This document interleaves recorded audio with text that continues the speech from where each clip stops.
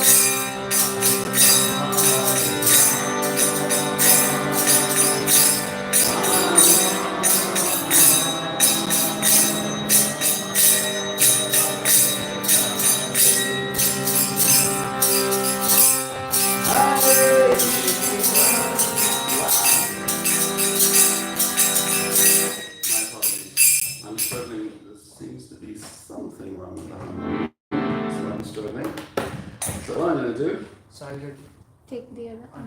No, it's okay. I'm going to chant Jai Radha. Jaya Radha Madhava Bihari Jaya Radha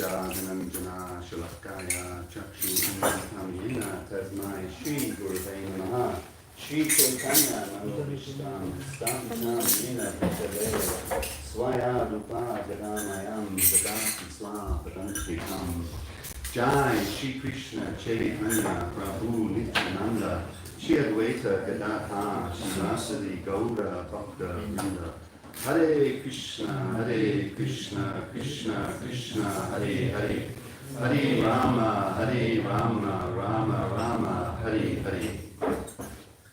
Hare Krishna, everybody. Just switch my phone off. So,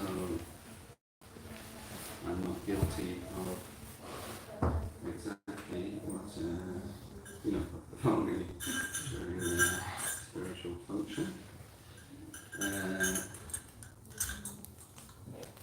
Okay. And today I just wanted to speak a little bit on the subject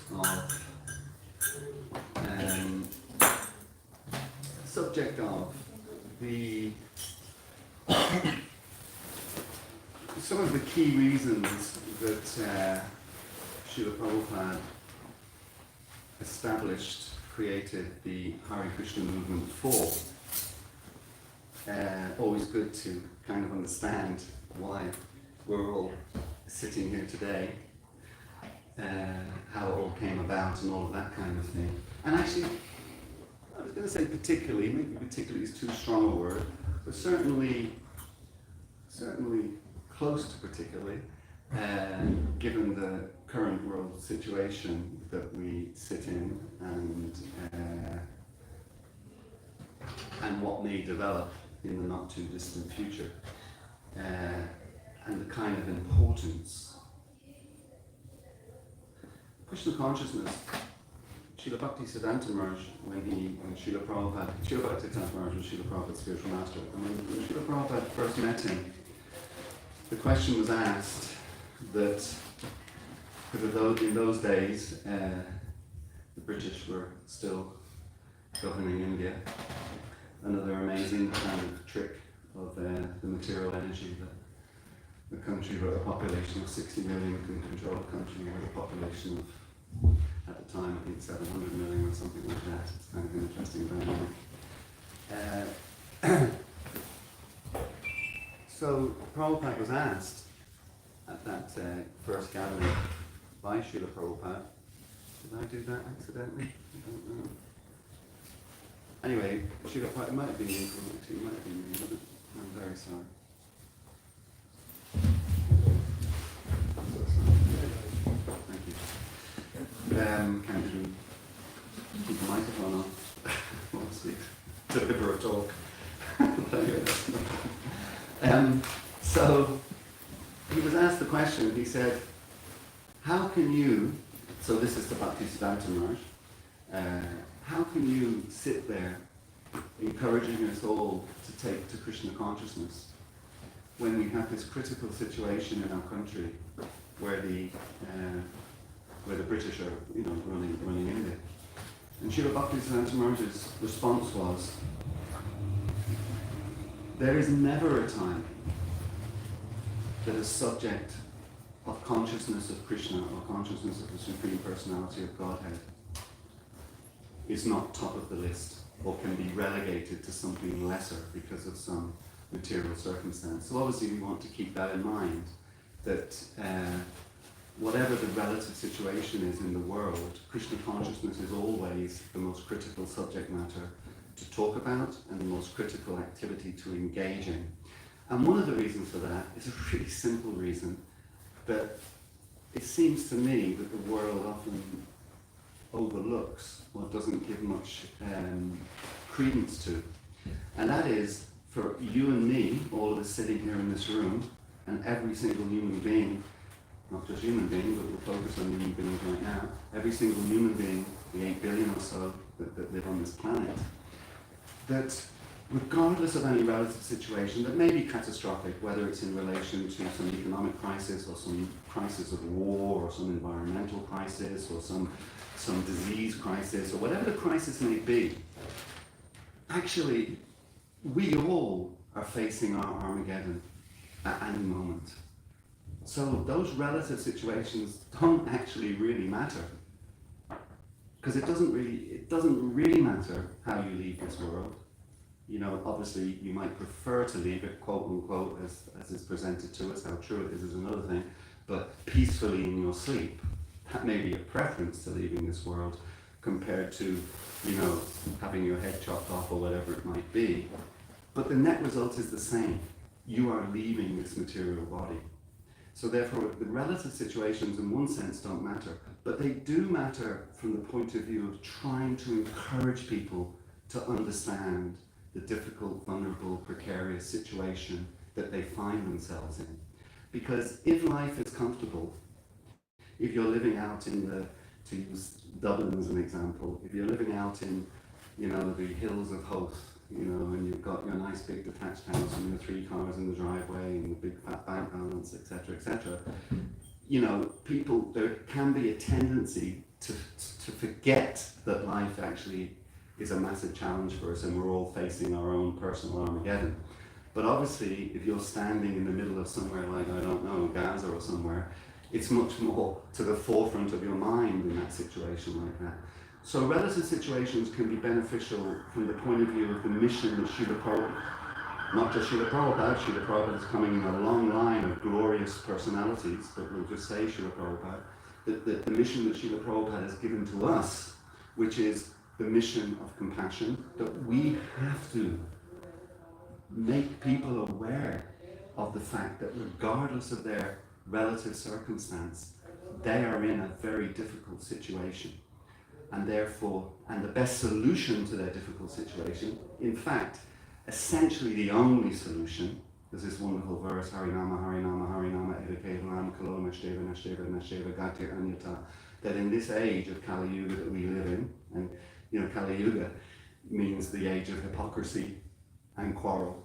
I mean, oh my God, you know, whenever that was being, there are references.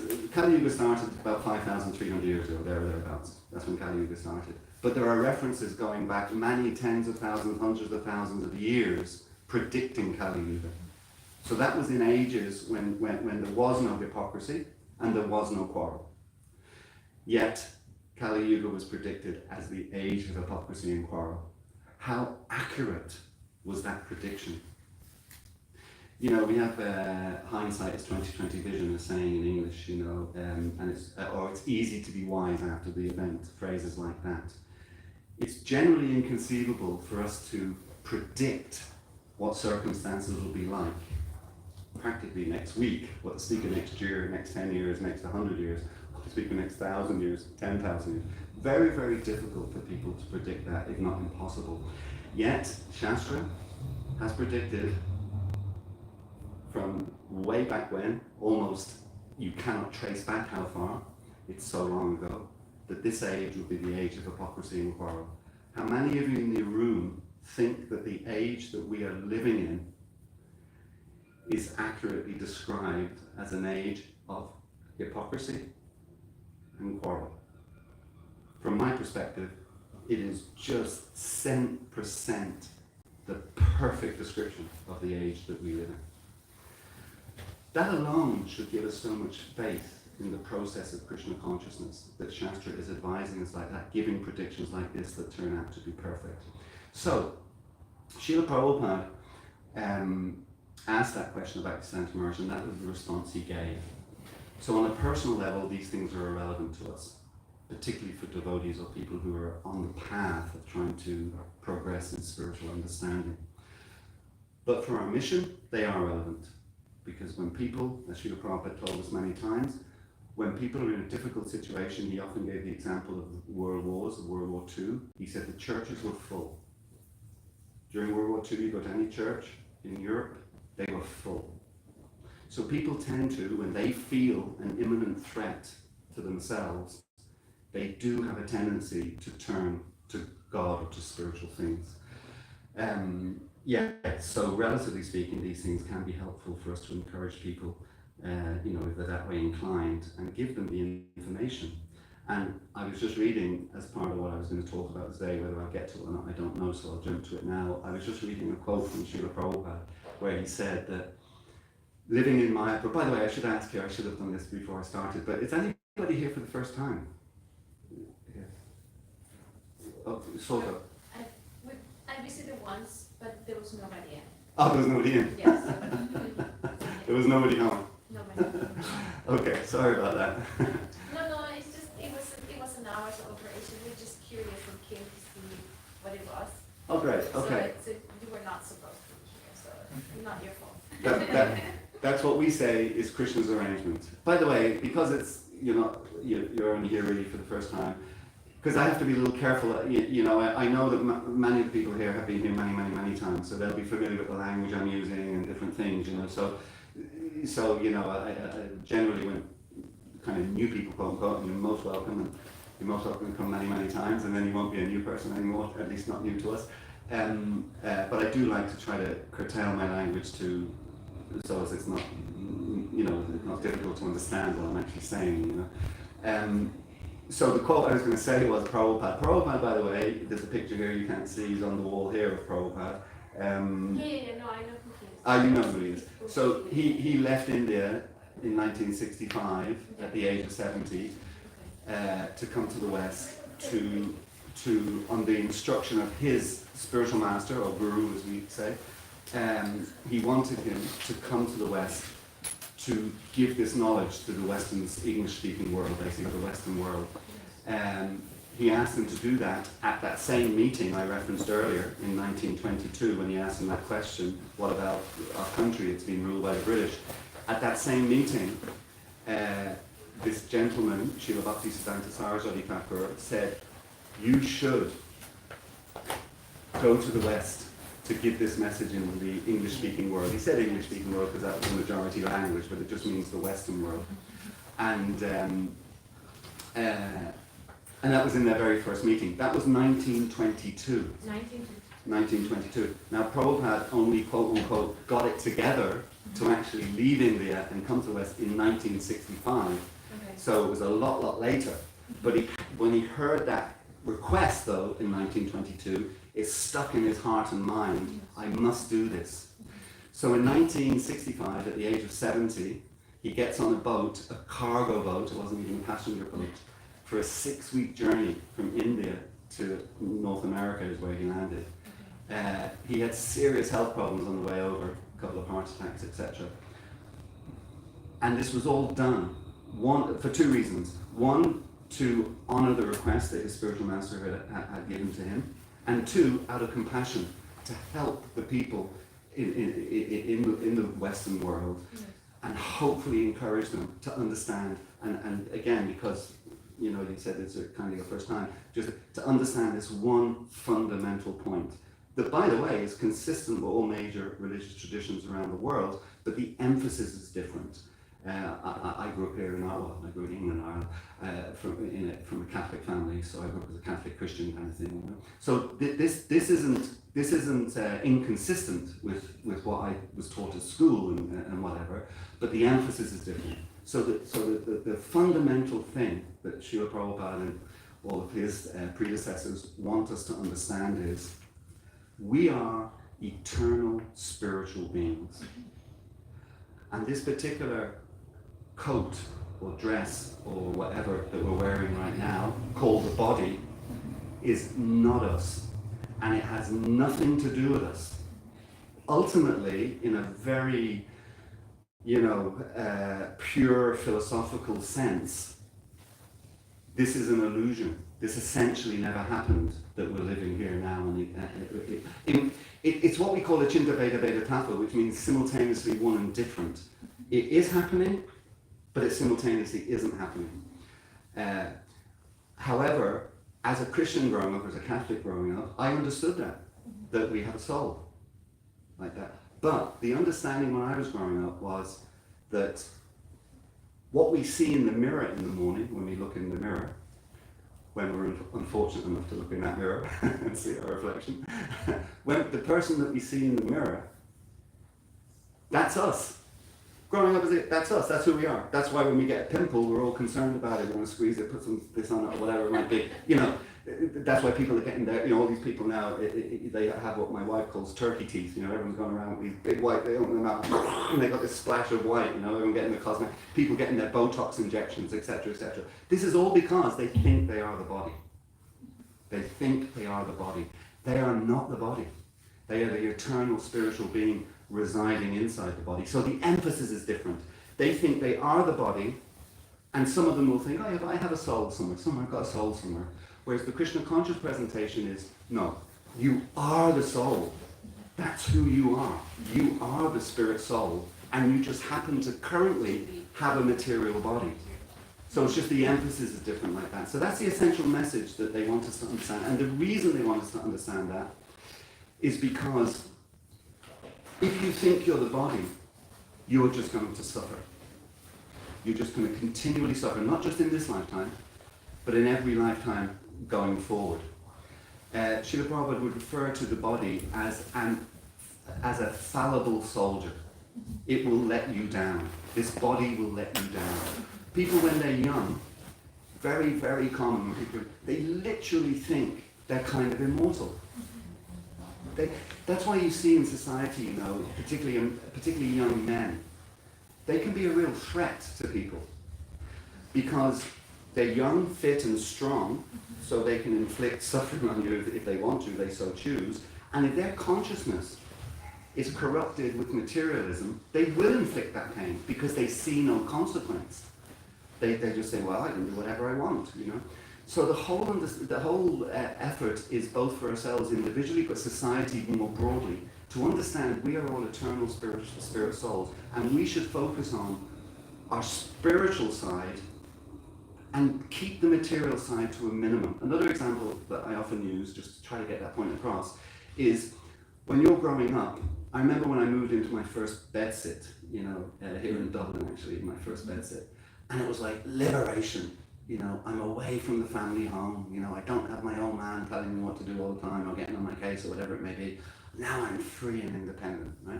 So you move into a bedsit, crappy old bedsit, smelly, I don't think the first one I had didn't even have a bathroom. I don't think, you had to share the bathroom, whatever, all that kind of thing, So really kind of like basic kind of thing, but you're feeling liberated that you're whatever.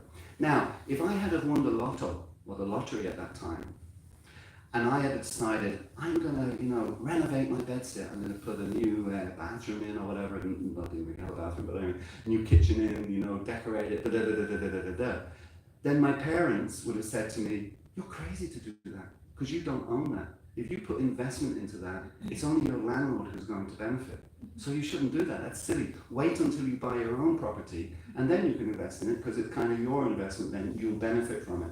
So the spiritual and material is a good analogy there. That investing all our time and energy in the material body, it's a waste of time. It's like investing in a bedsit that somebody else owns, It's a fallible soldier. It's going to let you down. It's getting older every moment, and different problems come with that. And the ones that we understand, the basic ones we understand, the main ones we understand. The four main ones and the three subsidiary ones. The four main ones are birth, death, old age, and disease. None of those things we wanted. or certainly we weren't consulted on. You know, prior to you being born, it's not that your parents had a conversation with you asking, did you want to come into this world? You know, they just chose to conceive you, and then you were forced to be born. You had no choice in it. And once you're born, once you're conceived, actually, once the conception takes place, you have to grow old. You cannot stop in your entire life. You cannot stop that clock by 1 single second. We are getting older every second of every day, but we don't want to get old. Because why? Because old age means we have to accept diseases. We don't want to, who wants disease? You know, who wants to have diabetes? Who wants to have heart disease? Who wants to have cancer? Who wants to have these diseases? Nobody wants them. Yet they are forced on us like that. And then the last thing that happens as a result of aging is we have to die. And again, nobody wants to die. Nobody wakes up in the morning thinking, hey, what a wonderful day to die. You know, it just doesn't happen like that. So, and then the 3 subsidiary ones, which are also very interesting, they're known as adiatmic, adibotic, and adidavic. Adidavic are miseries that come from nature, or strictly speaking, the demigods, but we'll just say nature. So, tsunamis, COVID, earthquakes, you know, all that stuff. All those things come. Nobody wants them. Nobody wants to be caught in an earthquake, but they come. We have no choice. So that's adidavic. Adibotic is misery that comes from other living entities. You know, I one time had a summer job as a postman when I was in school. I had a summer job as a postman, and I thought it was great. You know, you get up early in the morning, go around delivering the post. You know, until one day, you know, these housing estates with these little low walls between each house. So these little low walls that they would have, and I would just jump over them because that's a quicker way of delivering the post, you know, because you get to the next house quicker, you know. So one day I jumped over a little low wall, and lying down on the other side of the wall, I didn't see it, was this big Alsatian dog, you know. And then I just saw the lip go up, you know, and the next thing he was chasing me down the road, you know, trying to eat me alive. So suffering that comes from other living entities, that's just one minor example. There are millions of examples of where other living beings, whether they be humans or animals or whatever they may be, inflict pain and suffering on us. And the last one, the 7th one, or the 3rd subsidiary one, which is really the most interesting of all, and I think most of us would agree, is adiatmic, which is suffering that comes from our own mind. And we see in society now the inability of our parents, of our teachers, of our seniors, etc., to be able to properly guide us and educate us. We see that mental health issues are just exploding. They are just exploding around the world, and actually are starting to overwhelm governments in how they actually can deal with them.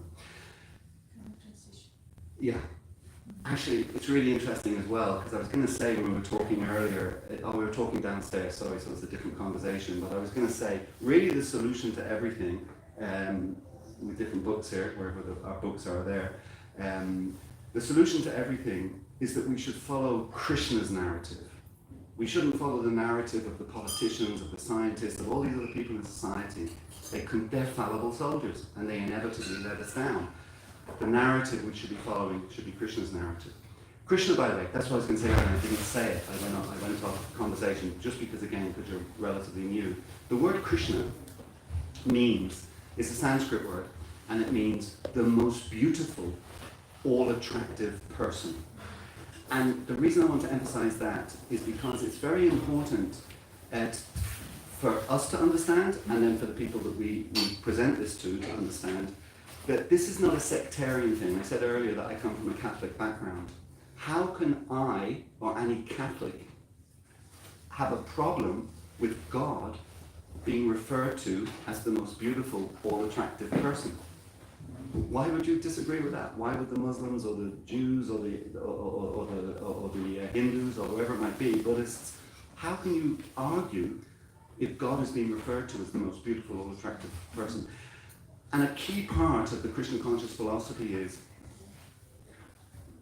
God is always referred to by quality, by the qualities of God, not by some, you know, sectarian name that we attach to it. It's by the qualities like that. Even the word God, by the way, it's kind of an impersonal name. It doesn't mean anything. It just doesn't mean anything. It's just a title. So I give the example oftentimes about the president of this country. People, if you don't know him, then you refer to him as Mr. President.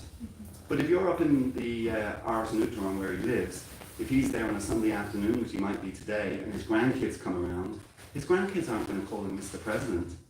Well, they might if they're joking with him or slagging him, but they will call him by his name. Well, they'll probably call him Grandad, I suppose, but or Michael or whatever it might be.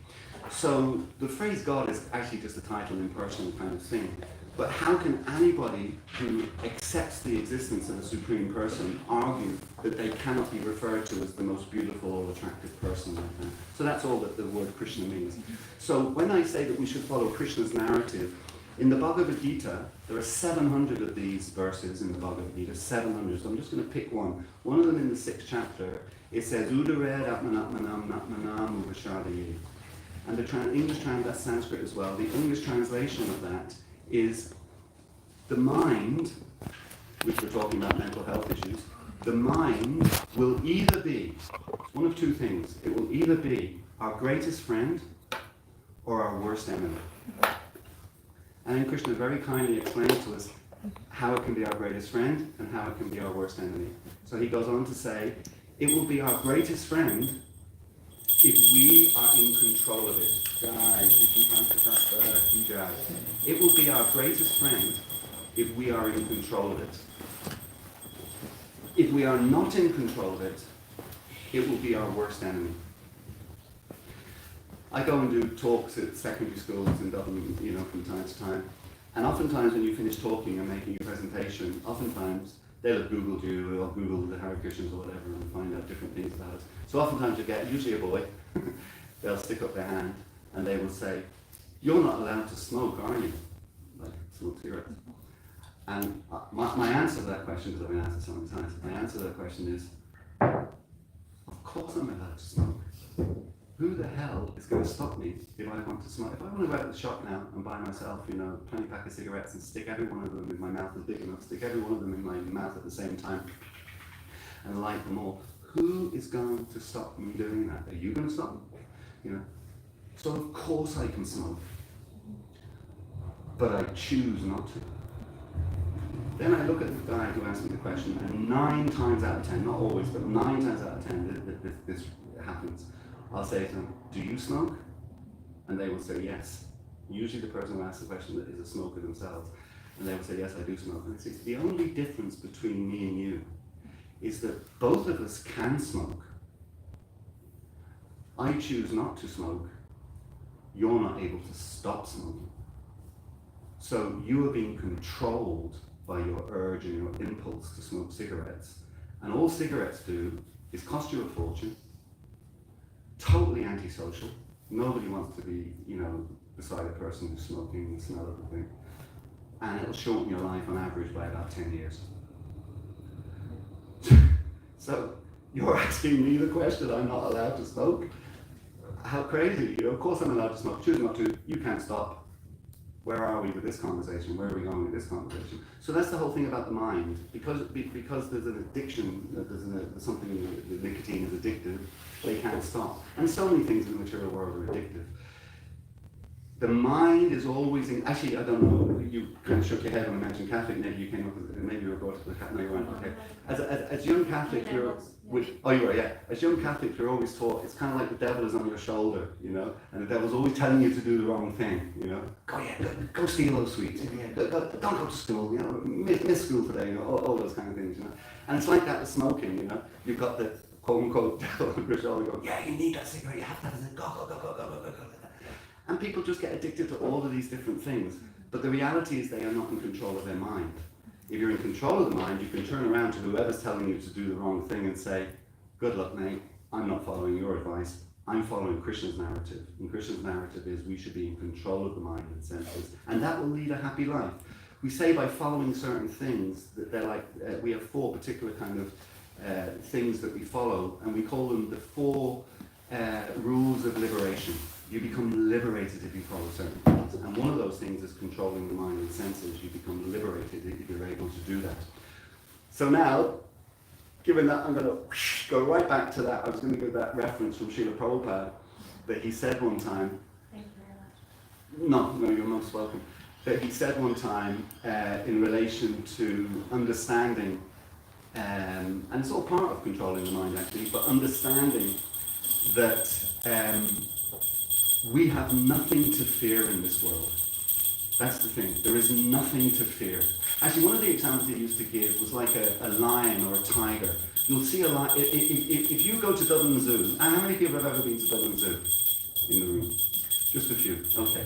You've been to Dublin Zoo. If you go to Dublin Zoo, or any zoo for that matter, it doesn't have to be Dublin Zoo, but if you go to Dublin Zoo one day, and there's a tiger who's got out of the compound, and it's prowling around the public areas, what are you going to do? Panic.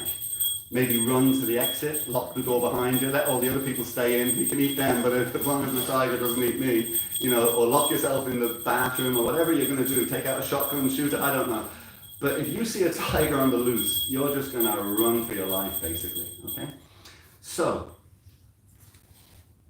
when a tiger has their little baby, the tiger will just carry the baby in its mouth. You ever see that? They lift them up by the back of the neck, and they walk around with their babies, holding them up with their teeth.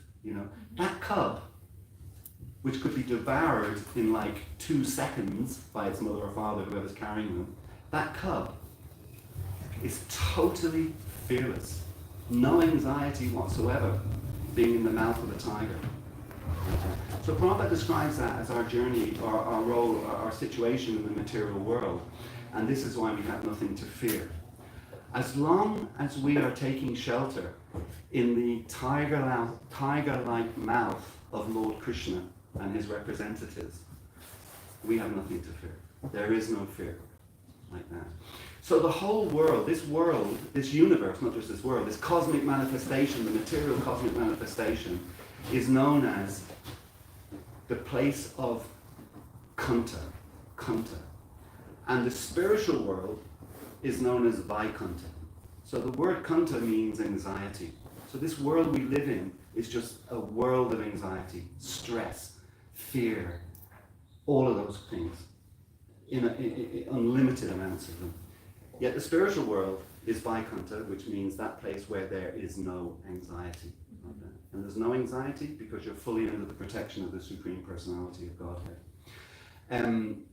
So, Prabhupada said one time, this quote, I'll eventually get to it, he talked about Mayapur. Mayapur is a physical place in West Bengal, in India, northeastern India. How many people have been to Mayapur? 5, and myself 6. Yeah. Let me give another quote first, actually. Lord Chaitanya. So Lord Chaitanya is the personality in the yellow that you're looking at there. That's Lord Chaitanya. He appeared in Mayapur about 530 years ago. Started the modern day Hare Krishna. The Hare Krishna movement is eternal, but the modern day version of it, which is essentially just a focus on the chanting of the Hare Krishna Mahamantra. So he started that 530 years ago in Mayapur. And he said, of all places in this particular universe, planet Earth is the best.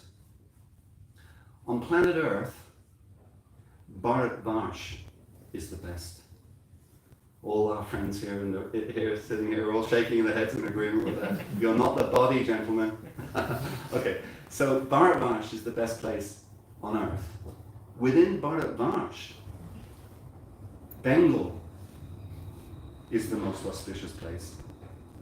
Within Bengal, the region of Nadia is the most auspicious.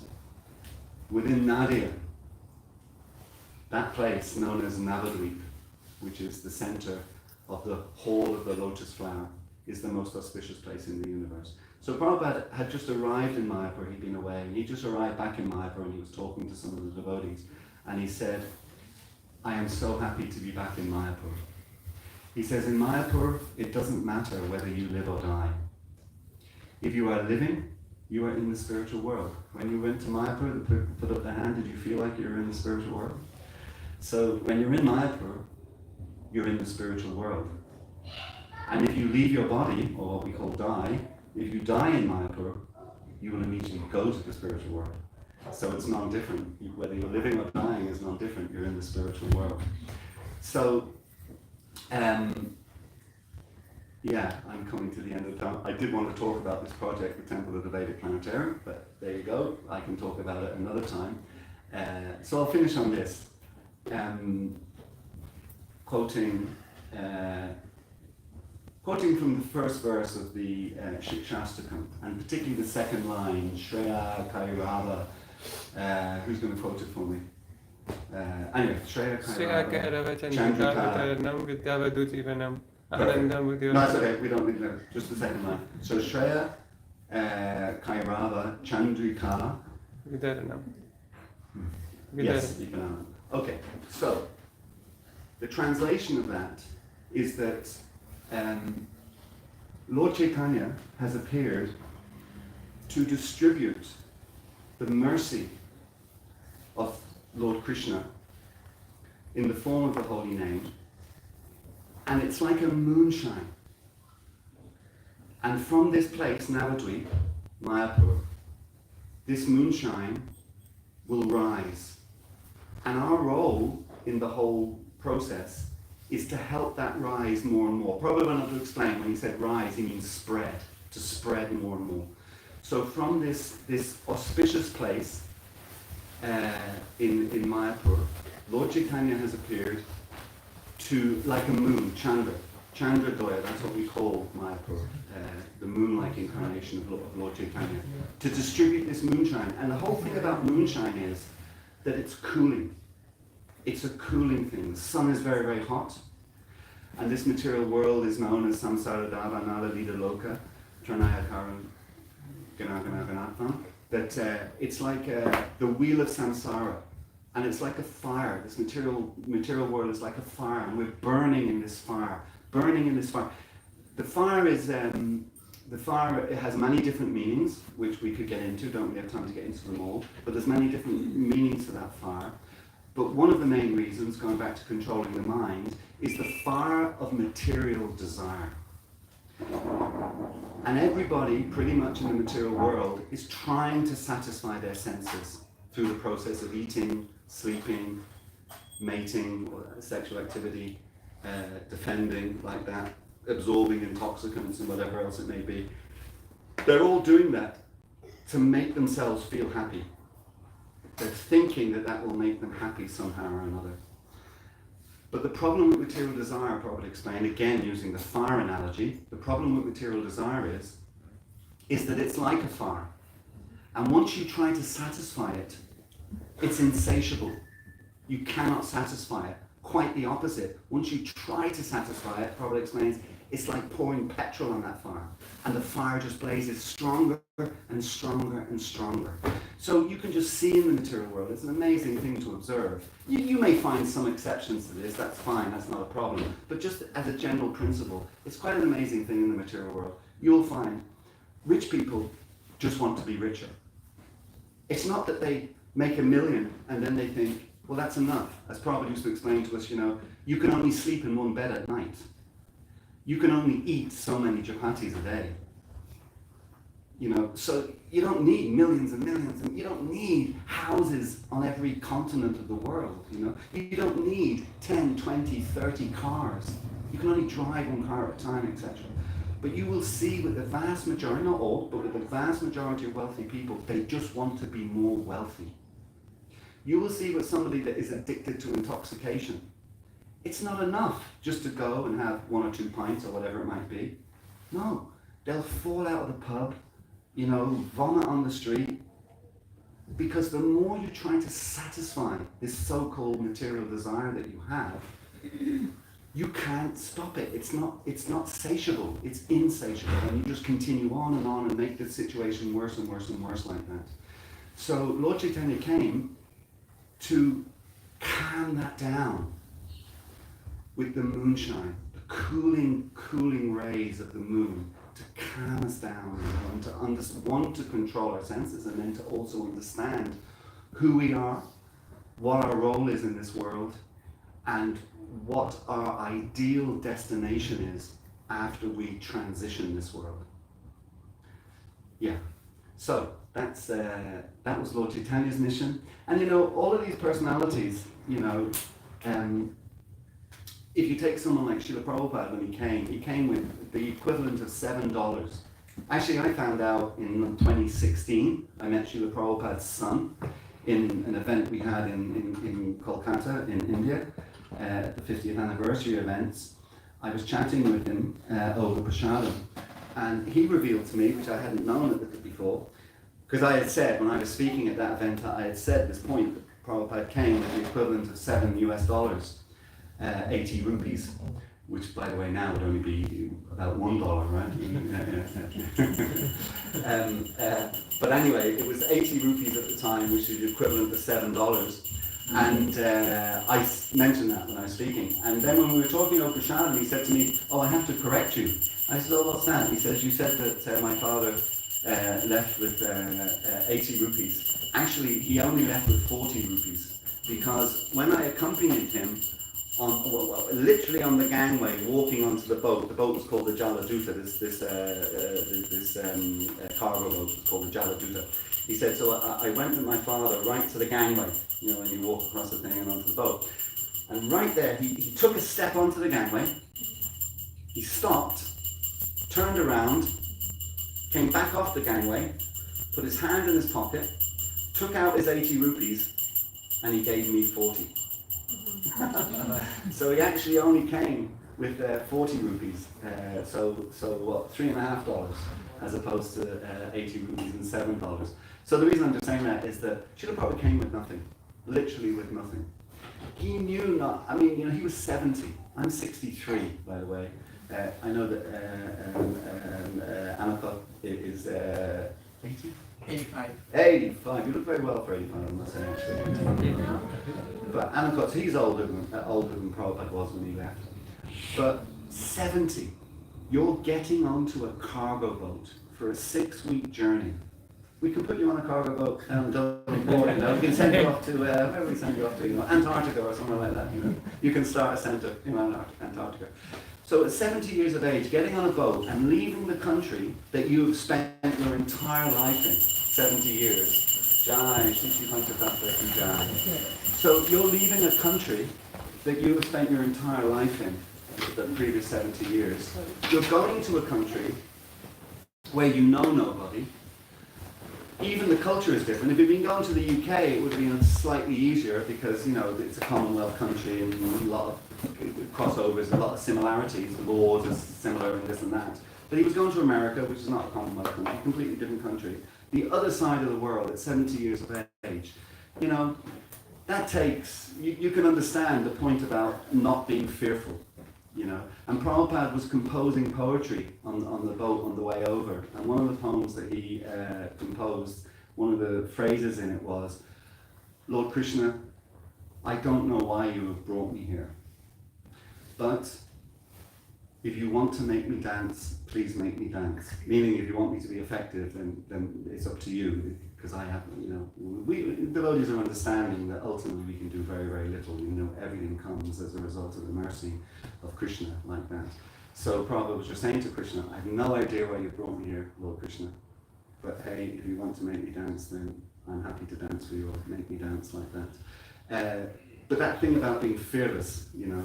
So even now, even as younger people, you know, we get discommoded sometimes if we have to travel somewhere that's inconvenient, you know, or whatever it might be, you know. So yeah, 70 years of age, to travel all the way with literally nothing, completely depending on Krishna for your protection, if you like, and all of that. That indicates a real high level of, actually one of Prabhupada's names is Abai, somebody who was fearless like that.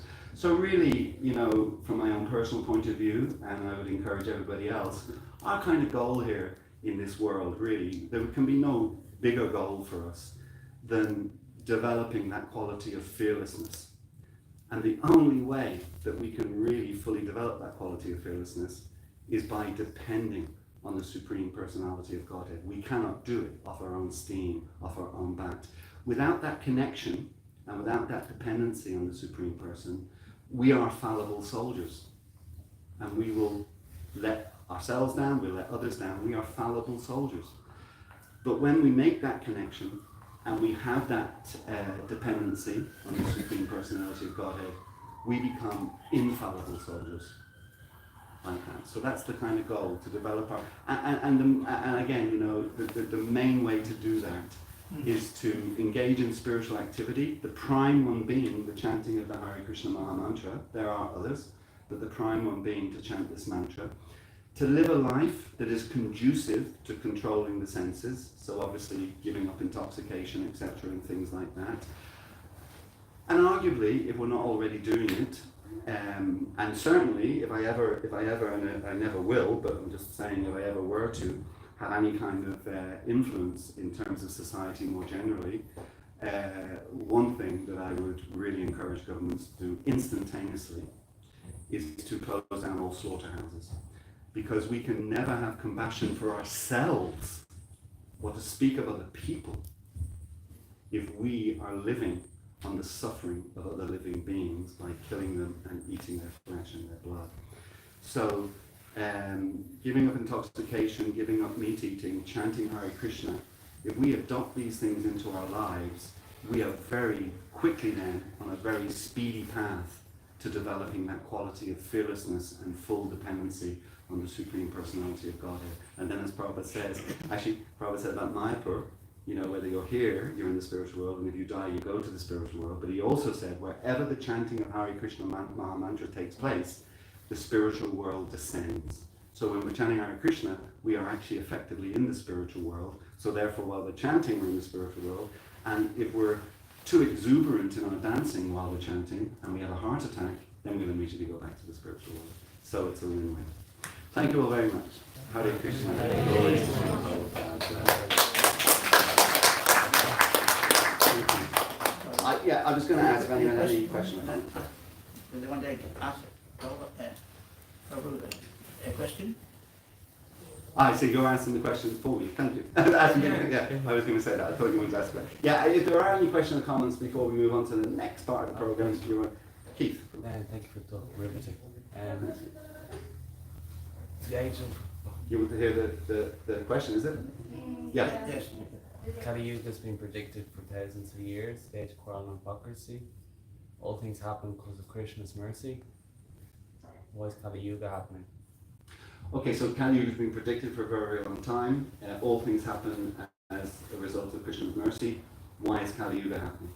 It's a brilliant question, Keith. And this is a question, actually, that I think, you know, is the main reason that the vast majority of people in the material world do not take to spiritual life. I really do. I really think this is the main reason, the question that you've asked.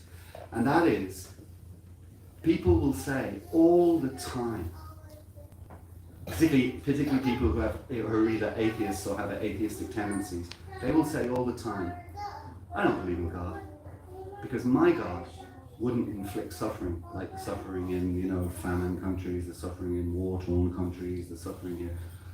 Why would I accept that God exists if he's allowing that to happen? So thank you. So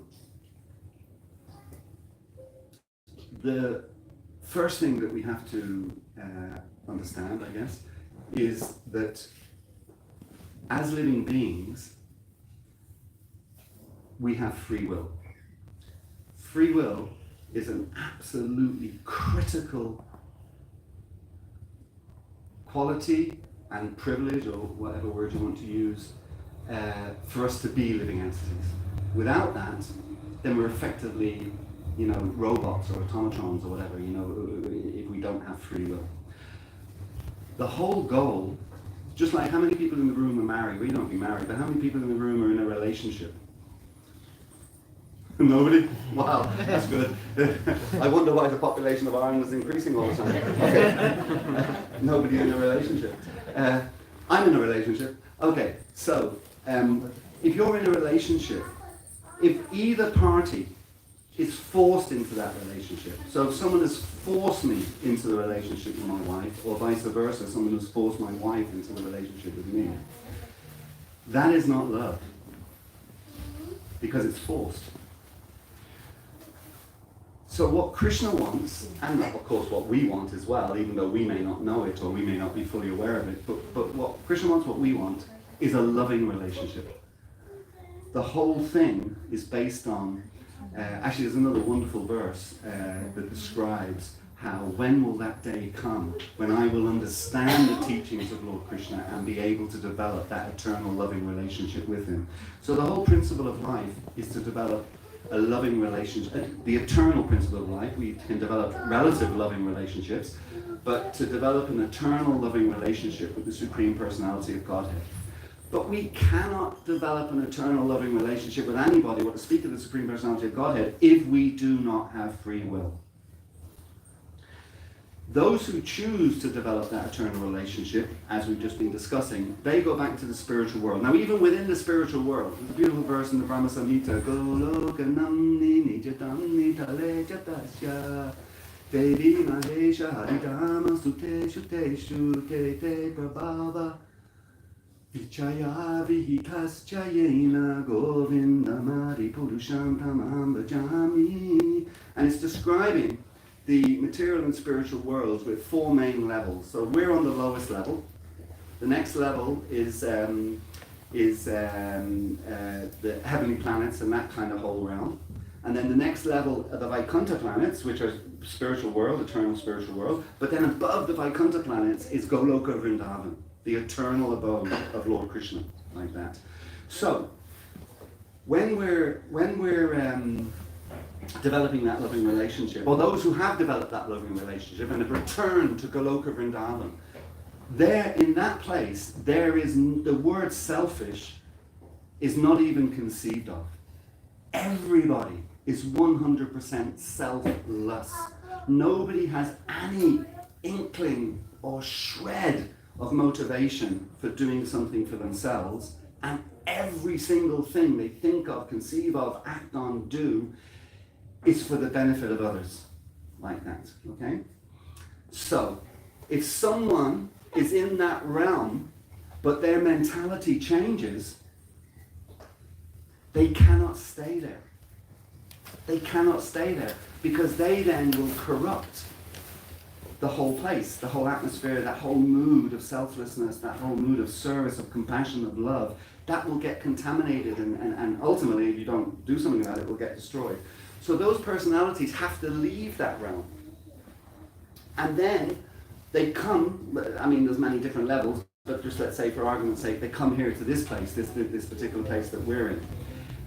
The reason they're coming here is because of the reason that they left the spiritual realm. And in the spiritual realm, they had developed the quality of envy towards Krishna, towards the Supreme Person, that, well, hey, why can't I be the Supreme Person? Why am I a servant rather than the master?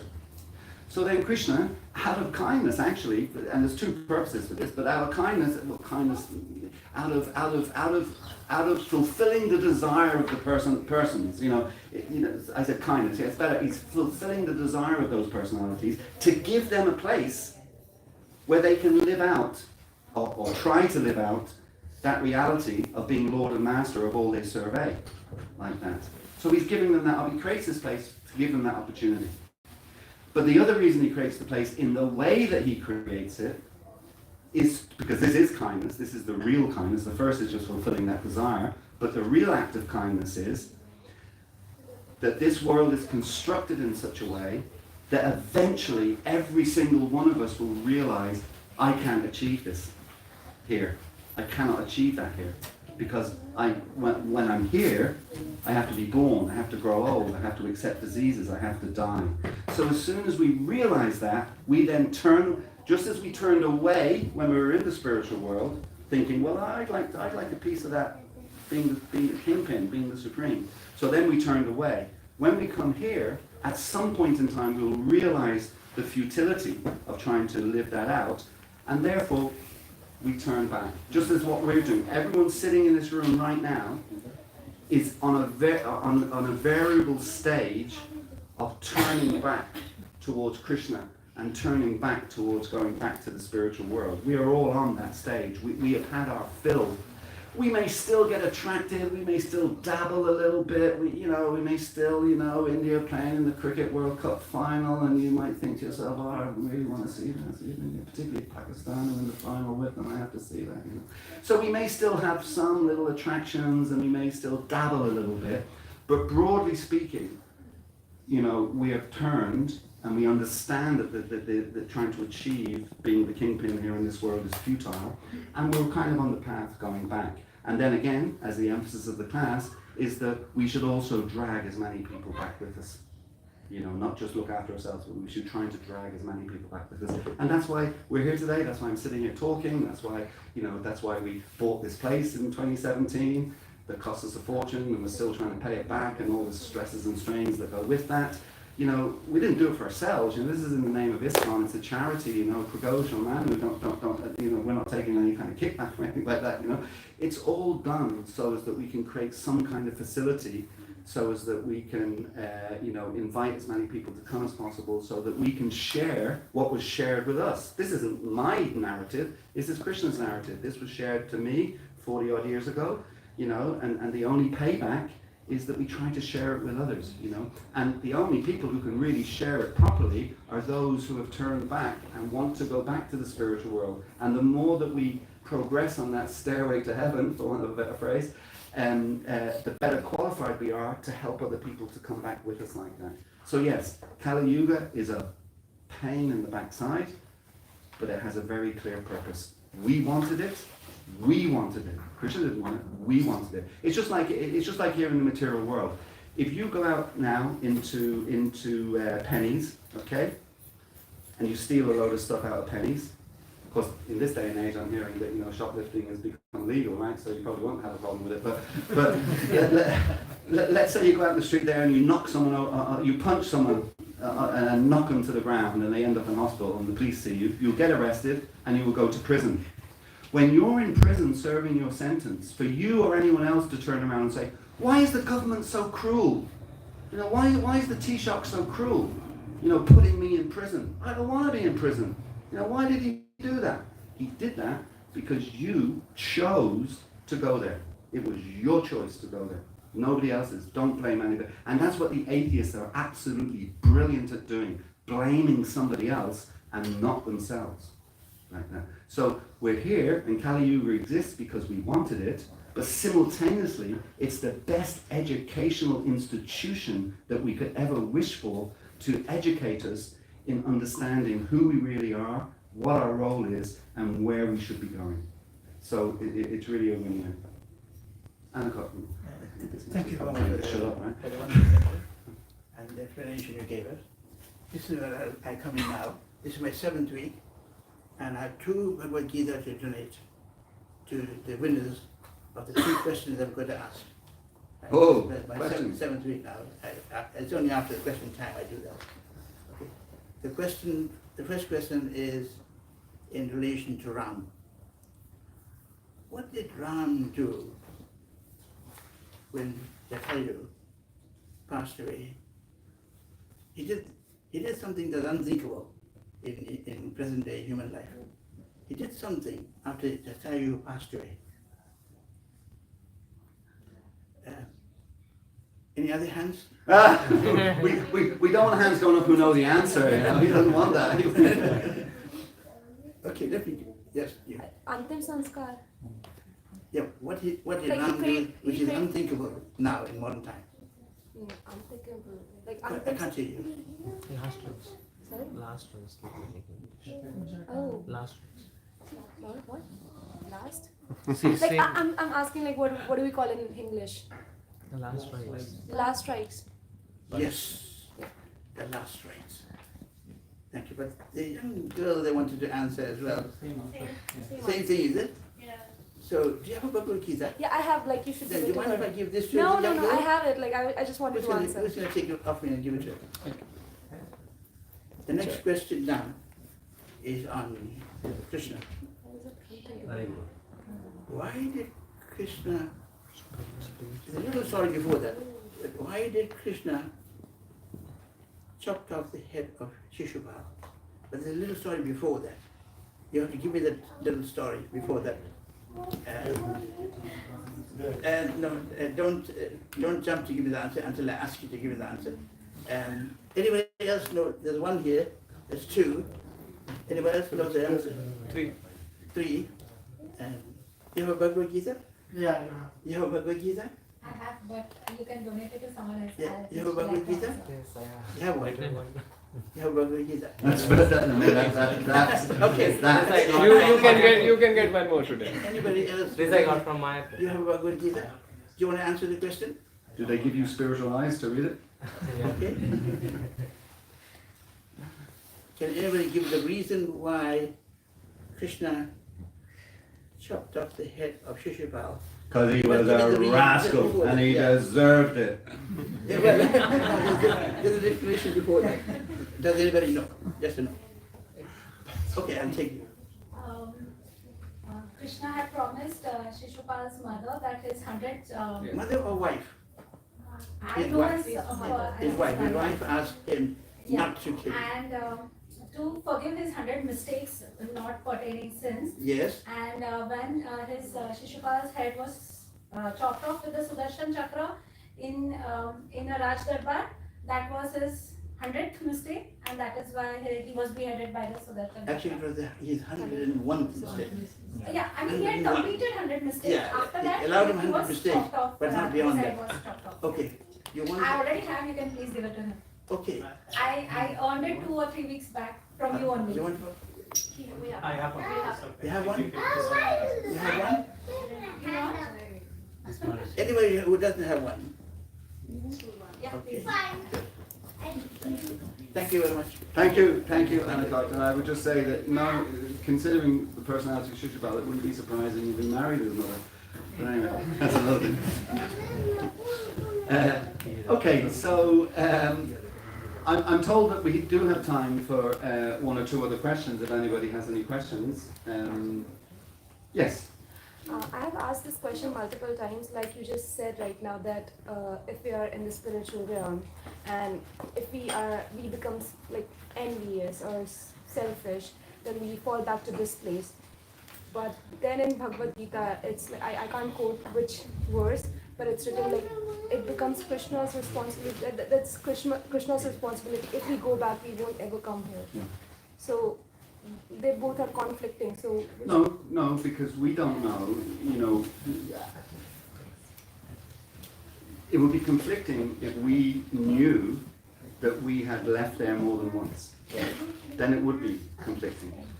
Hare Krishna, thank you for coming. Thank you very much. You're most welcome. That would be conflicting. But you don't know that. I don't know that. So you're saying that like we might, like there's a possibility that we were already there and then we left? No, we were there. We Oh. 100% were there. Okay. 100%. So we just left, Yes. we left and then And now, now if we're we trying to go back. When we go back, we won't ever Krishna come. assures us that we will not leave again. And it's kind of like, again, using English phrases, it'd be kind of like once bitten, twice shy kind of thing, That it's like that, isn't it? You tell your kid, or your grandchildren, for me now, rather than my kids, but you'll tell them if they're in the house in winter and there's a fire, you'll tell them don't touch the fire, you'll burn yourself. But sometimes they have to touch the fire, and then, "Rah!" And it's like you tell them, I told you not to. Not that I do that, because obviously that's counterproductive and it doesn't work. They're in distress, But it is pretty amazing. That fire is going to burn you. You're going to. I know from experience that you put your hand on that, you're going to really, really suffer. So you tell them, but they don't listen. They still want to try.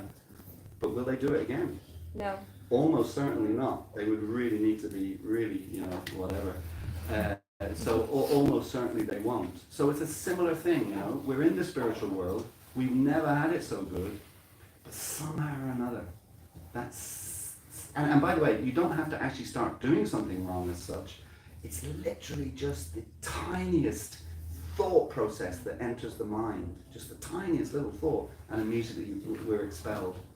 I mean, that's one of Maya's functions also, in Maya Devi, is to protect the gates, if you like, of the spiritual world, not to let anybody in who's not qualified, because the whole idea, this is a pure environment, and nobody wants it to be contaminated. So likewise, they don't let contaminants in, but if they sense a contaminant is potentially developing, it has to leave like that. But yes, we leave, we get burned, multiple times in this material world. We eventually get back and we think, oh God, why did I leave? I'm not leaving again. So yeah, it's not that it's a contradiction. At least according to my understanding, it's not a contradiction. Thank you, that makes it very clear. Hare Krishna. Sure. So the goal is to get back as quickly as possible. Can I ask a question continuing with that? Sure. Is it true that after the Kali Yuga ends, when the Satyuga starts again, when the entire next round of all the 4 yugas starts, again the souls are sent on this materialistic world? It's not that once we go back, we will never come back. No, the thing is that that it's not that everybody in the whole cosmic manifestation goes back to the spiritual world at the end of Kali Yuga. That there are, I mean, I'd have to, I'm just speaking now from memory, but there are multiple cycles of the 4 yugas in a yuga is a kalpa. And then there's multiple kalpas. So it's not that, our understanding is, by the way, that at the end of this Kali Yuga in approximately 420, whatever it is, how is it, 427 or 426 and something, 1,000 years. Our understanding is that Lord Kalki will come and kill everybody, and then on the basis of him killing everybody, slaying everybody, they will be liberated. But that doesn't mean the whole cosmic manifestation, as my understanding goes. There will always be, my understanding is there will always be living entities in need of the material world, for want of a better way of putting it. So there will always be a need for the material world to exist, for purifying spirit souls who choose not to be at this point in time for whatever reason in the spiritual world. A lot of these things, that's why Prabhupada uses the word multiple times in his purports, inconceivable. It's just by definition, Krishna has to be inconceivable. We understand Krishna, right, in the spiritual world. This is another thing as well, because Krishna can do anything and everything. Anyway, sorry, Krishna in the spiritual world, we understand, to start this process, he glances. Now, glances means just his eyes move. That's all. It takes a split second for your eyes to move, and then this whole process starts of the material creation that lasts for millennia after millennia after millennia after millennia, with all the multiple facets of it going on. All Krishna did was move his eyes. Then he gets on with his business in the spiritual world. Roughly speaking, the population of the material cosmic manifestation is roughly a quarter of the population of the spirit. More people are in the spiritual world than are in the material world. Far more like that. There's much more going on in the spiritual world, and much more people, more activities, more. It's all happening. We're in the wrong place, It's all happening up there in the spiritual world, and we're stuck down here in the material world, of course, because we're engaged in the service of Krishna. It's glorious, and we're part of that. We're part of the spiritual world in that sense. But yeah, just to explain that, what's going on up there is where it's at. What's going on down here is really, we drew the short straw. We wanted to draw the short straw, of course, but we definitely drew the short straw by being here in the material world. But yeah, there'll always be a need. There will always be, there are unlimited living entities.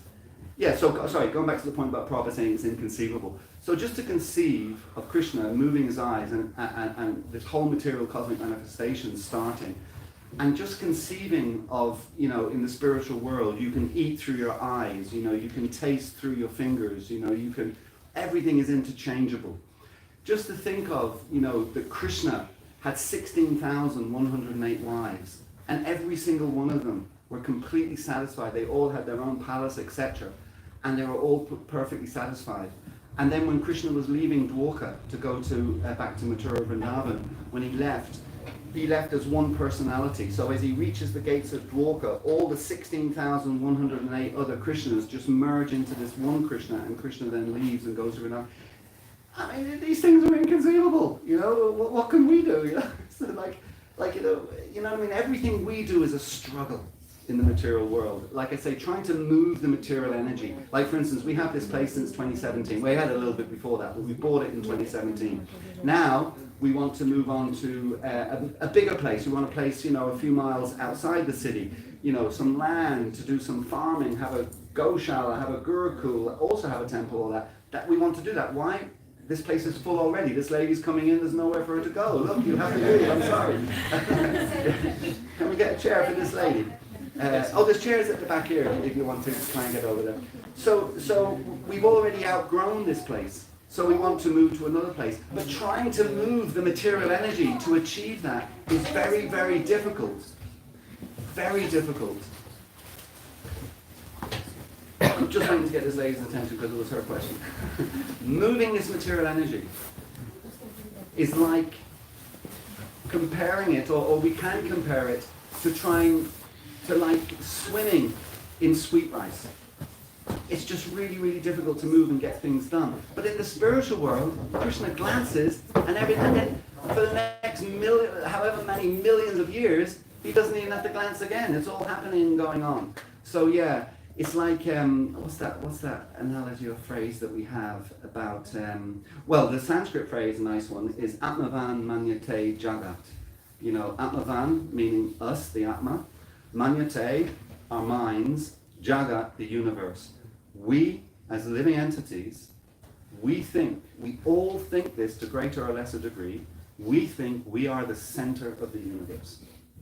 We think we are the center of the universe. When you were growing up in India, what part of India are you from? Mumbai. Mumbai. Oh my God, Mumbai. My favorite city in India is, well, Kolkata, I think, is my favorite city in India. Anyway, so you grew up in Mumbai. You probably didn't even know that there was a country called Ireland. You may have, but you may not. It depends on what your background. When I go to India, particularly when I go to Bengal, actually, particularly when I go to Mayapur, and sometimes we go out and distribute prasadam in the villages around Mayapur, you know, they haven't a clue about Ireland. No one has ever heard of it, you know. And I even tell them, wow, we've got the same flag as you. You know? Our country starts with the same letter. You know, it's like, and you don't even know who we are. I'm insulted. You know? Because I'm Atmavan Manyate Jagat. I'm thinking I'm the center of the universe. So anyway, you're growing up in India. So many millions, if not literally hundreds of millions of people growing up in India have never heard of Ireland. Yet the 5 million people living in Ireland, or whatever it is, they all think they're the center of the universe. Isn't that amazing? Just like the 1.4 billion people in India, they're thinking they're the center of the universe, and they don't even know there's another 5 million people over here in a country they're not aware of who also think they're the center of the universe. So this is the material world, you know. This is the way it is. We all think we're special. We all think we're essential to everything, etc., etc. So yeah. Inconceivable is the word. It's inconceivable what Krishna is and why things happen and how they happen. We just have to evaluate, we just have to evaluate what's the best offer we've been given.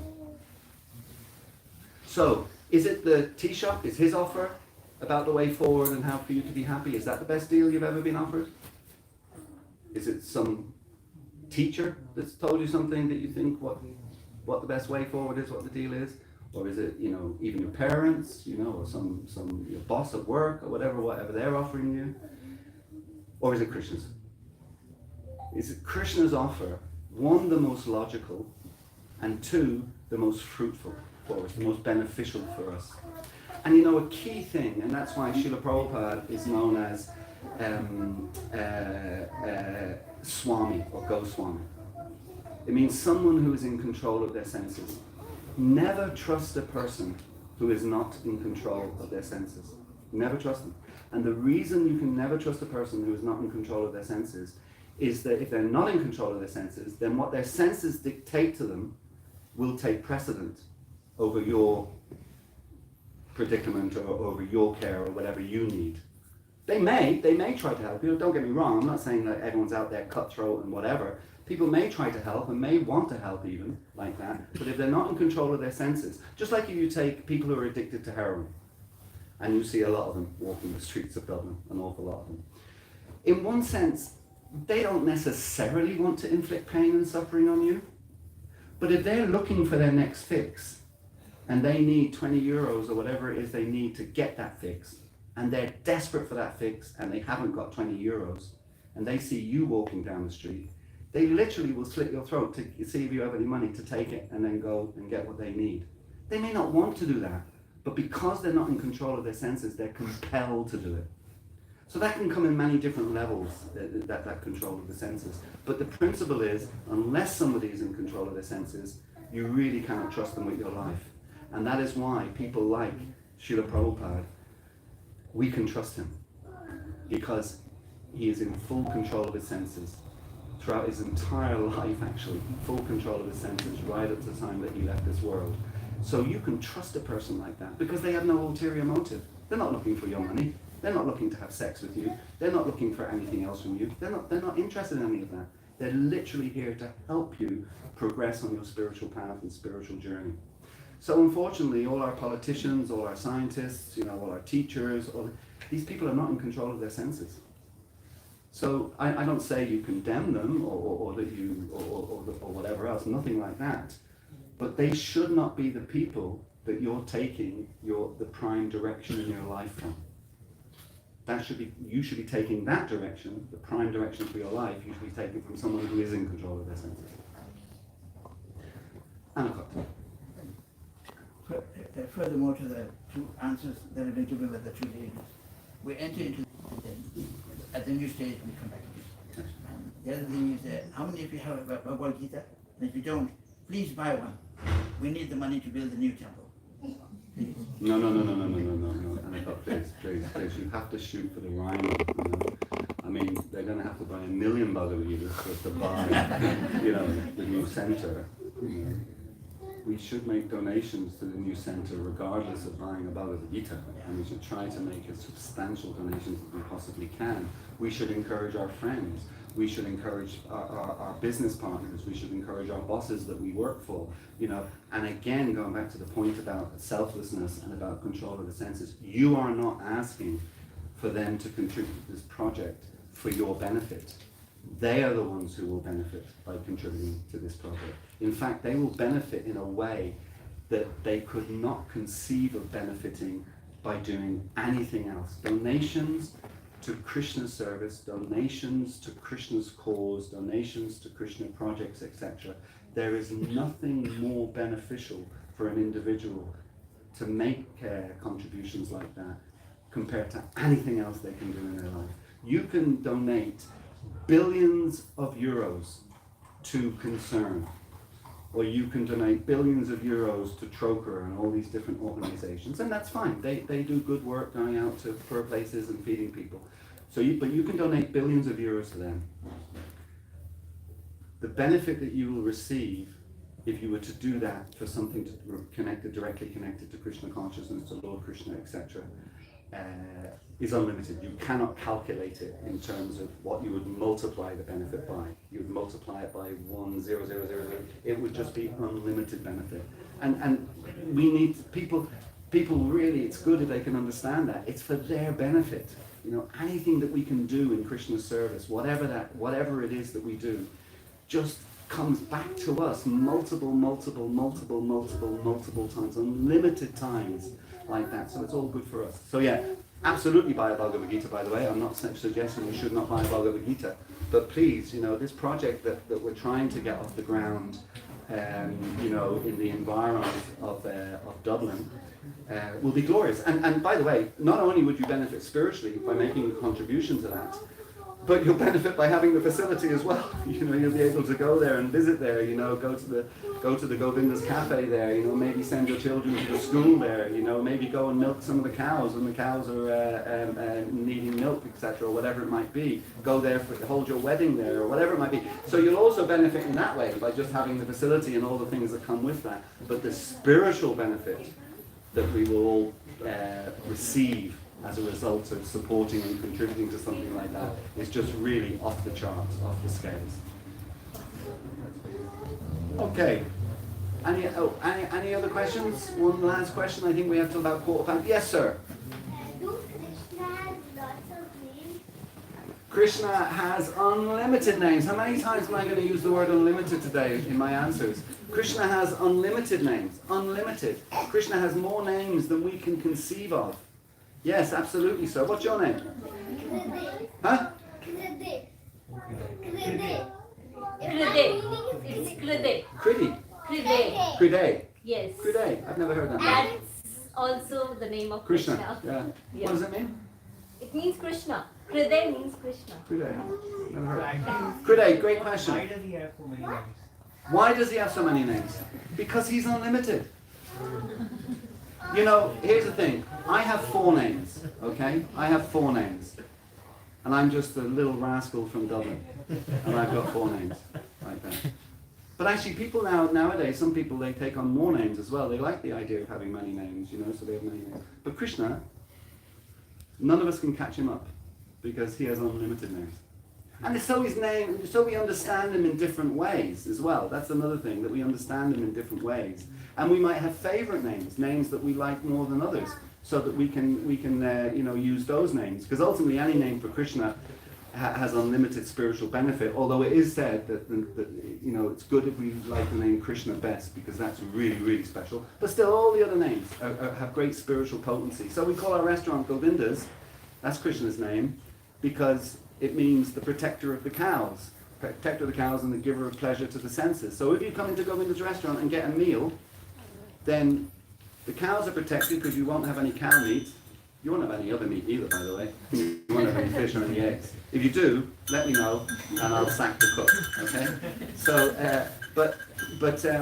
yeah, so you come into the restaurant, you get the cow's protected and your senses are pleased because you get nice prasadam like that. So whatever name, you pick any name of Krishna, it has a direct meaning, a specific meaning like that. And people relate to different pastimes that Krishna does, and therefore he has names related to those pastimes. You know, Giridhari, he lifted Govardhan Hill, like that. So he's got all these different names and they mean different things. But yeah, unlimited because Krishna is unlimited. And that is inconceivable for you, Krida. Kriday. That is inconceivable to you. Or that is, you cannot understand that. I can't understand it. Because we don't have the capacity to understand inconceivable, unlimited things. Everything in the material world has a beginning, a middle, and an end. And we are conditioned by that. That when we have to go outside of that and think of something that doesn't have a... I tell you, when I was a kid, a little older than you, how old are you? 6. I was about 10, so just about 4 years older than you. One time, I was in bed at night, you know, and I stayed awake the whole night. I couldn't sleep. And the next day in school I could sleep. But anyway, I couldn't sleep. And I couldn't sleep because I was trying to, and somehow or another, the thought came into my mind. I must have been at Mass the day before or something, I can't remember. But something got into my head about the word eternal. And I wanted to understand what that word meant. And what I did before I went to my bedroom was I had a dictionary, or I think it was my sister had a dictionary. I looked at her dictionary, Oxford English Dictionary, the word eternal. I looked it up. In those days you couldn't Google. We didn't have Google. Can you imagine we didn't have Google, could I? Yeah. Google didn't exist when I was your age. Does he know Google? Yeah, you may not know Google. That's good, I shouldn't be Anyway, I looked in my sister's dictionary, eternal, Oxford English Dictionary, and it said eternal. Without beginning and without end. And I just got completely mental. Talk about being on the mental platform, you know. I had some, not understanding, but I had heard that the word eternal means there is no end. Right, okay? We understand that. Christians teach that. There is no end. We're eternal like that. But this was saying there's no beginning.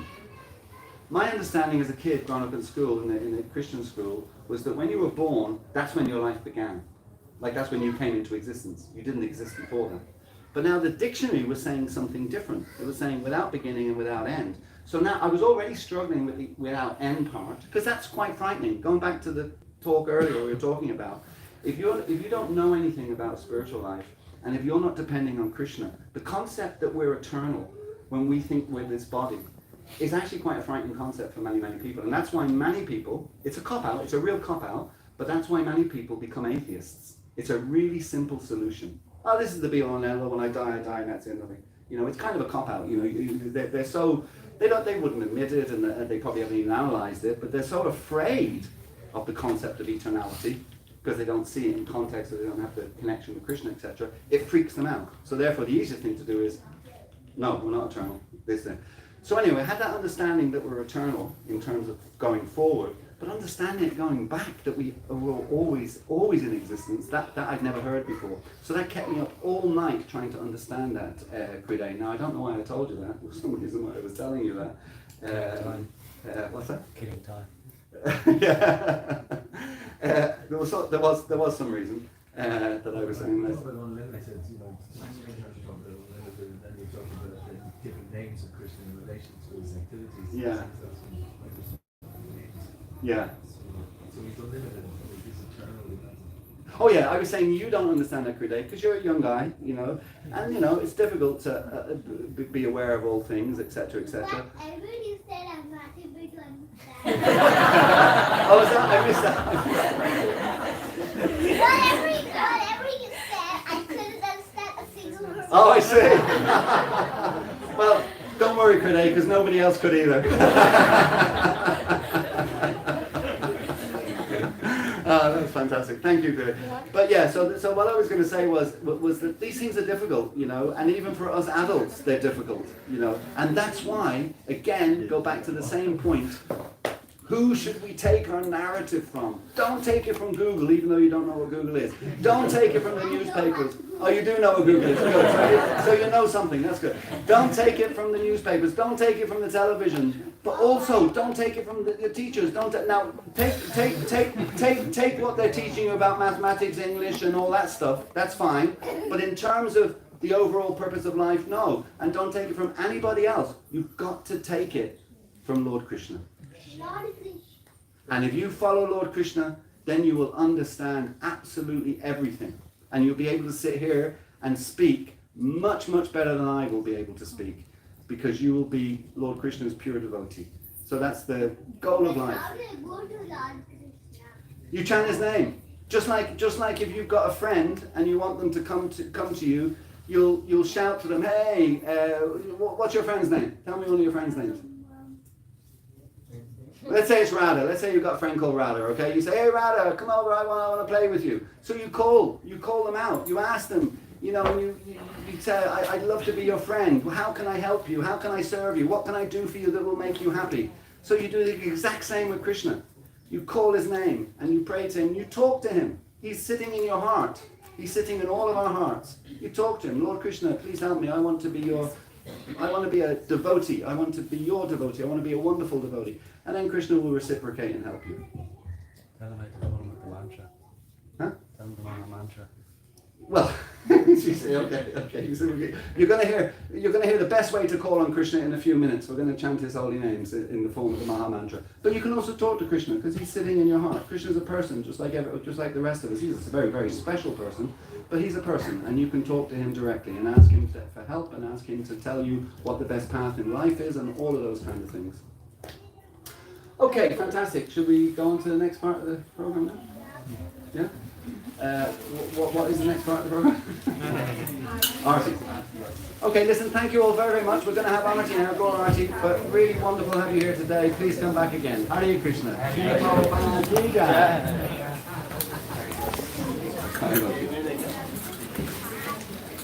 Yeah, I don't know if it's me or I'm going to put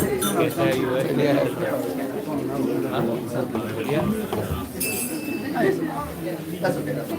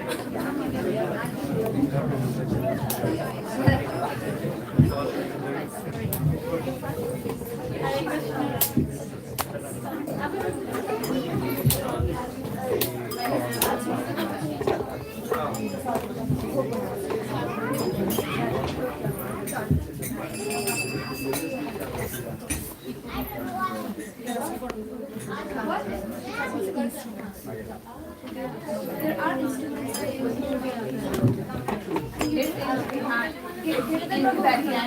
can find out.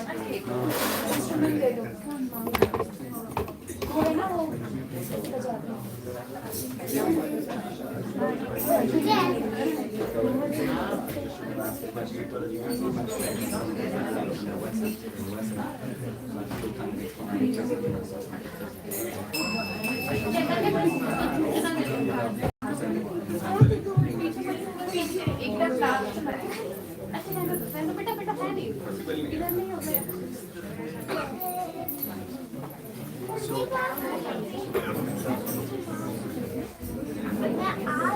Right. Could somebody put the words up so people can see it probably? Yeah, that's great.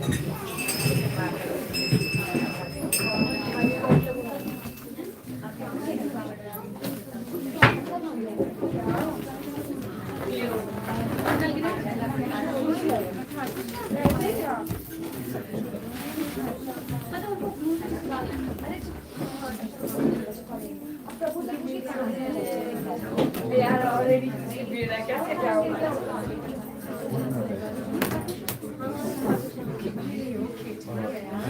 You have to rotate this also. This one? Yeah, because an art is going on.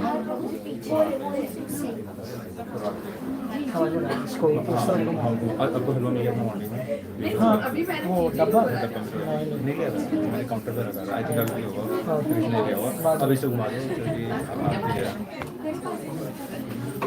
एक minute.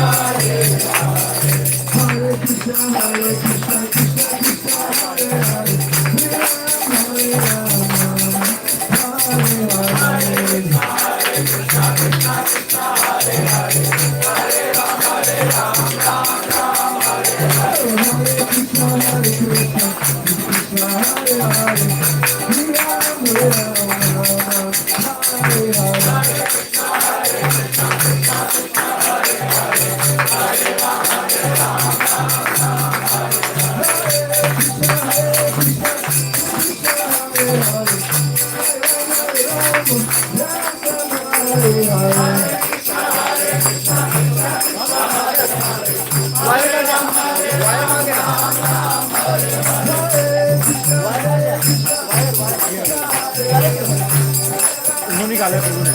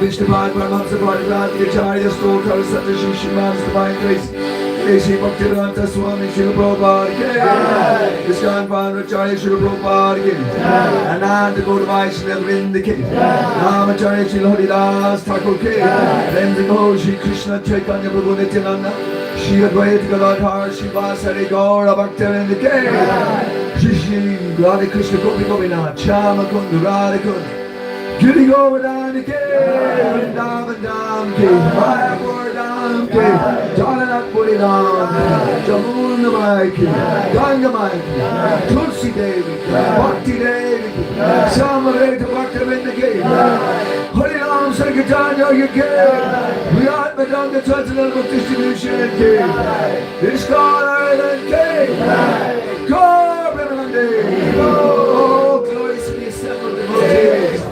Oh, glories to the assembled devotees. Oh, glories to the assembled devotees. Glories, oh, glories to Shri Shri Guru and Gauranga.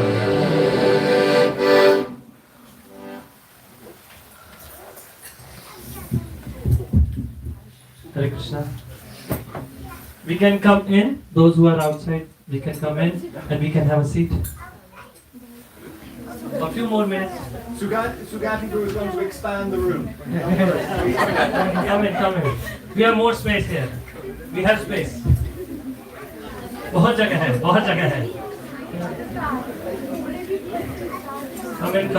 Come in. Let's adjust. And you know what? We know that this place is small for all of us, and we are really trying our best. Our leaders are trying their best for facilitating all of us with bigger space, bigger place. So we have to pray intensely to Shri Shri Panchatattva to fulfill their idea, which is for all of us and upcoming generation. Haribol. So, Radhe Radhe. So, is anyone here who is coming here for the first time? So, we would like to welcome you all, especially, and I would like to thank you all for joining today's program. We'll chant Hare Krishna Mahamantra together for all of us. Hare Krishna, Krishna Krishna, Hare Hare, Hare Ram, Ram Ram, Hare Hare. So, I would like to specially thank our today's sponsor for the prasad, Nihal Prabhu and Pragati Mataji and Satish Prabhu. So they both sponsor today's prasad, and because of them and by Panchatattva's mercy, we will be having very nice, wonderful feast. So let's chant Hare Krishna Mahamantra for all of them who have sponsored today's prasad, so that Panchatattva will bless them, and you all can pray for them so that they can get advanced in spiritual life. Hare Krishna, Krishna Krishna, Hare Hare, Hare Ram, Ram Hare Hare. We'll chant 3 times Hari Bol for all the volunteers who have helped for preparing today's feast. Hari Bol, Hari Bol, Hari Bol. So now slots for April, May and June have been opened for Sunday Feast sponsorship. So those who wants to sponsor any Sunday Feast program on occasion of their birthday, anniversary or any other occasion, or even without any occasion, they can. Hare Krishna. So they can contact us.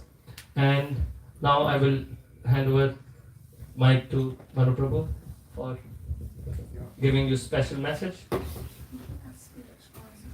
Hare Krishna. So we always have two messages for these special messages. And Ankot Prabhu kind of delivered the first one about the book distribution, but we also have full sets of Srimad Bhagavatam. Like if you look at the back there where the books are, the second row down is the Srimad Bhagavatam set now. That's an older set. But we have over 100 new sets.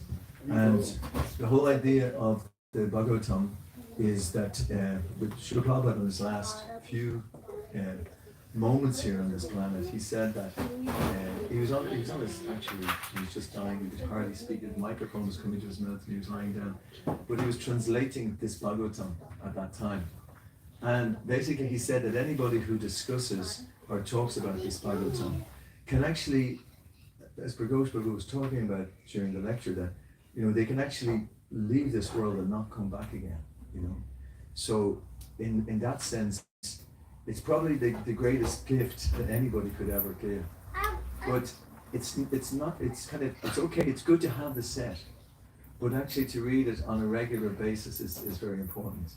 So that's why, as St. Ankot Prabhu, he has the Bhagavad Gita, he was talking about Bhagavad Gita, that people read these books on a regular basis. But if you do, and if you read Bhagavad Gita and have Bhagavatam in your home and start to read on it, it will just guarantee that you will make huge advancement in this lifetime, and you'll more than likely, it's probably says you will go back to the spiritual dimension. So I just don't have the sets with me, but I'm going to have them downstairs. They cost about €200, and I just wanted to see if anybody was interested in getting a set just before we go down, because they're quite heavy, and I want to bring down a couple downstairs. Is there anybody here who would like to get a set of Bhagavatams?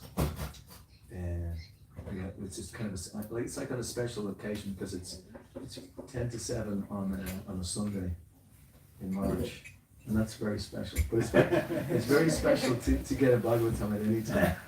So just before I go on to the next, is there anybody who would like to get a set of Bhagavatams?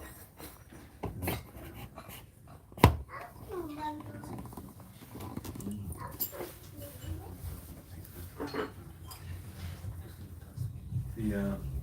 I mean, like, as I was saying to you, we're going to saying to you, we should just even quote something from Bhagavatam.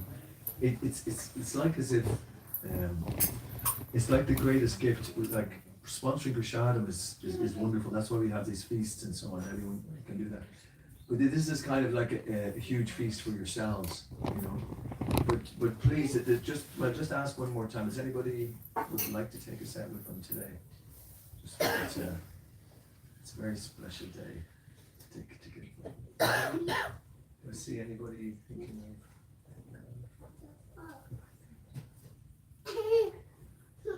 Can we ask who all have Srimad Bhagavatam sets with them?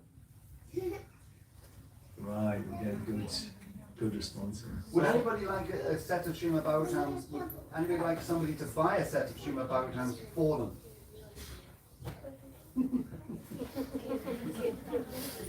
Because sometimes people actually do sponsor them for other people, so it is also important.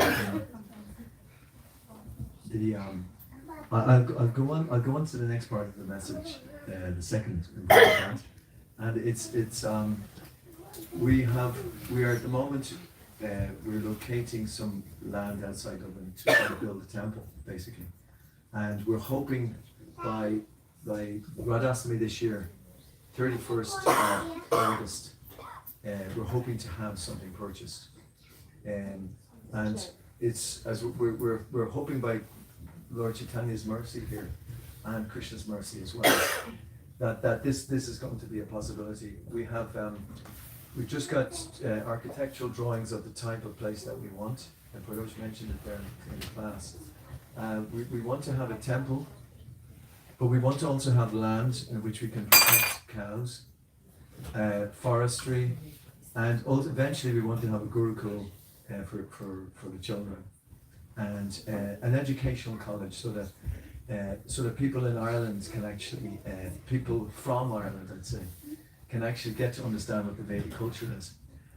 We had a school group coming here on Friday, I think two school groups. People are starting to come and want to find out what this is about, you know. And the Vedic science is the most advanced science of God anywhere. I know I've studied so many. It's not just my word, but so many scholars have studied so many of these this understanding, this philosophy, and it is found in its most profound way in the Vedic scriptures, and the Srimad Bhagavatam is the kind of like it's the mature fruit of all the Vedic. It's just like it's in one volume. So we want to actually distribute this knowledge so that we can have more people not going to come back to this material world, because it's a very, very, very serious thing. You know, we think, oh, it's okay, I'm never going to die. But at the point of death, if we're thinking of something very, you know, insubstantial, shall we say, the likelihood is we're going to spend our next sojourn here in the material world. So this is the kind of the reasons why we want to have these places of, so people can actually, you know, go and learn about this, and then we can teach this understanding to the greatest amount of people. Is that okay? So they're the two messages, okay? So anyway, if anybody wants to help with any of those things, I'm downstairs. I can show you the new developments which are going on. I would very much appreciate if you wanted to hear about them more. And actually, as I say, the Bhagavatam Center will be available there too. Haribo. Anyone wants to hear from Srimad Bhagavatam? Yes. No one wants to hear? Yes. Just few. Prabhuji wants to quote something. Okay, I'll talk loudly. I don't need the mic. But just because, you know, when Manu Prabhu says the Srimad Bhagavatam, we look and we see books. But just in the context of the world today, I'm sure some of you are familiar with, you know, current affairs and that type of thing. Srila Prabhupada wrote, what I'm going to read now, Srila Prabhupada wrote it in 1976. He wrote it when I was 15 years of age, when the world was very different. Many of you weren't born, right? But listen to how accurate this is in terms of how things have developed. So this was written like, what, 76, how long ago was that? 50 years ago. About 50 years ago. 49. And this is the story, Prabhupada is commenting on the story of Bali Maharaj surrendering his life to Krishna. Some of you have heard of Bali Maharaj, right? And of course he had a dodgy spiritual master, you know. So I'm just going to read a short part. It'll literally take 3 minutes. But if you can possibly just tune in to the words, forget about my voice, but tune into the words. The Lord is situated in the core of everyone's heart, and according to the material desires of the living entity, the Lord offers a particular type of body through the agency of the material energy. The body actually does not belong to the living entity, it belongs to the Supreme Personality of Godhead. Under the circumstances, how could Bali Maharaj claim that the body belonged to him? Thus, Vinjavali, Bali Maharaj's intelligent wife, prayed that her husband be released by the Lord's causeless mercy. Otherwise, Bali Maharaj was nothing but a shameless demon, specifically described as a foolish person claiming proprietorship over the property of the Supreme Person. In the present age, Kali Yuga, the number of such shameless men who are agnostics, disbelieving in the existence of God, has increased. Trying to defy the authority of the Supreme Personality of Godhead, so-called scientists, philosophers, and politicians manufacture plans and schemes for the destruction of the world. They cannot do anything good for the world. And unfortunately, because of Kali Yuga, they have plunged the affairs of the world into mismanagement. Thus, there is a great need for the Krishna consciousness movement, for the benefit of innocent people who are being carried away by the propaganda of such demons. If the present status quo is allowed to continue, people will certainly suffer more and more under the leadership of these demoniac agnostics.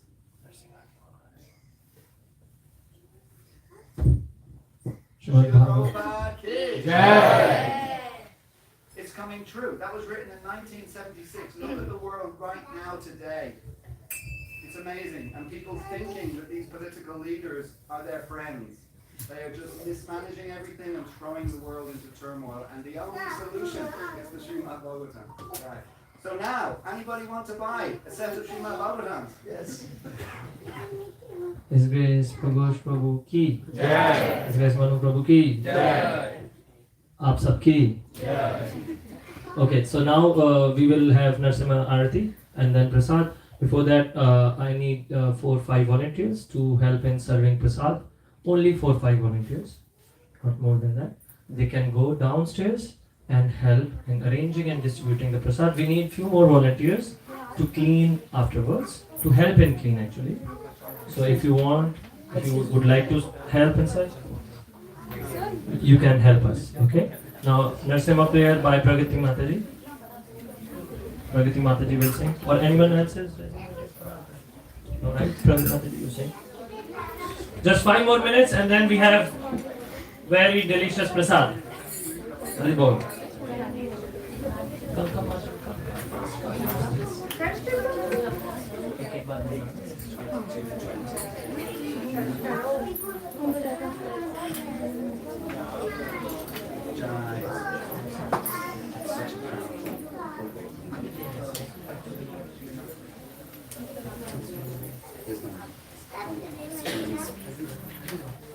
Yes, I don't.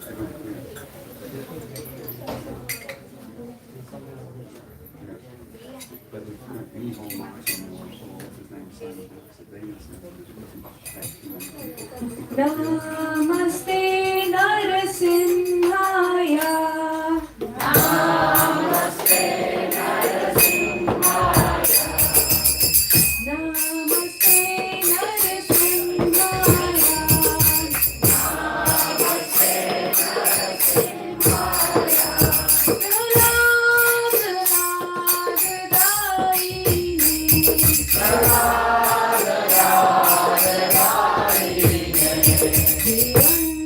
Rag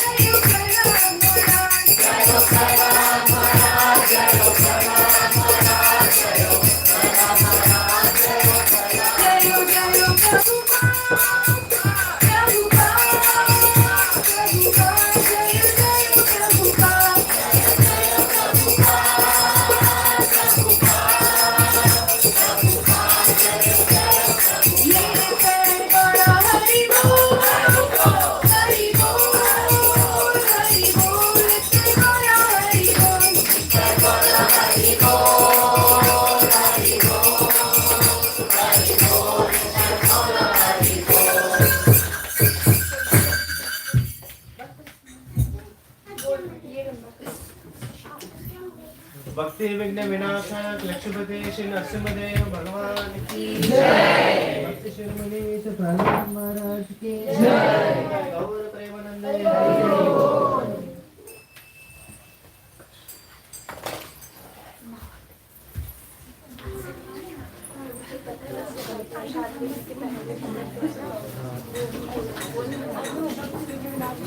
Bhagyashree माता I know that, but I couldn't guess Bhagyashree माता जी बोलते हैं महाप्रसाद